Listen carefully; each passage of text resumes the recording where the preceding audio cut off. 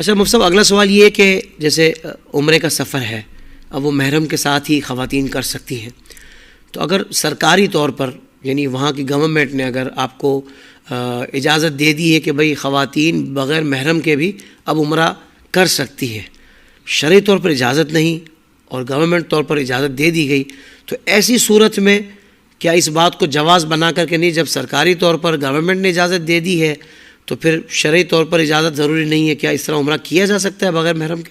कुछ कवानीन जो शरई तौर पर अहकाम होते हैं ना, वो तो मुल्की कवानीन के ऊपर बेस करते हैं, ठीक है, और कुछ ऐसे होते हैं कि जो मुल्की कानून के पाबंद नहीं होते, शरीयत का अपना हुक्म उसमें होता है। बहुत अच्छा। जैसे मिसाल के तौर पर सिग्नल तोड़ना है, यहाँ पर शरई का हुक्म जो है ना, वो शरई हुक्म मुल्की कानून के ऊपर डिपेंड करता है। बिल्कुल सही। चूँकि ये कानूनी तौर पर मना है, लिहाजा सिग्नल तोड़ना गुनाह होगा।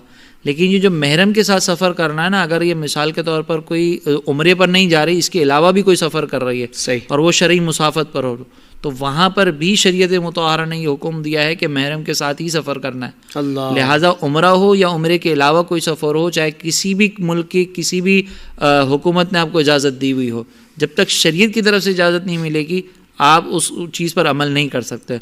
और उम्रा कोई ऐसी शरई ज़रूरत नहीं है कि जिसकी बुनियाद पर औरत को ये कहा जाए कि वो बग़ैर महरम के भी सफ़र कर सकती है। अल्लाहु अकबर। शरई ज़रूरत नहीं है। सही। इवन के हज का मामला भी अगर देखा जाए ना, तो औरत पर हज की अदायगी उस वक्त फ़र्ज़ होती है कि जब उसके साथ महरम के अखराजात मौजूद हों और महरम साथ चलने के लिए भी तैयार हो।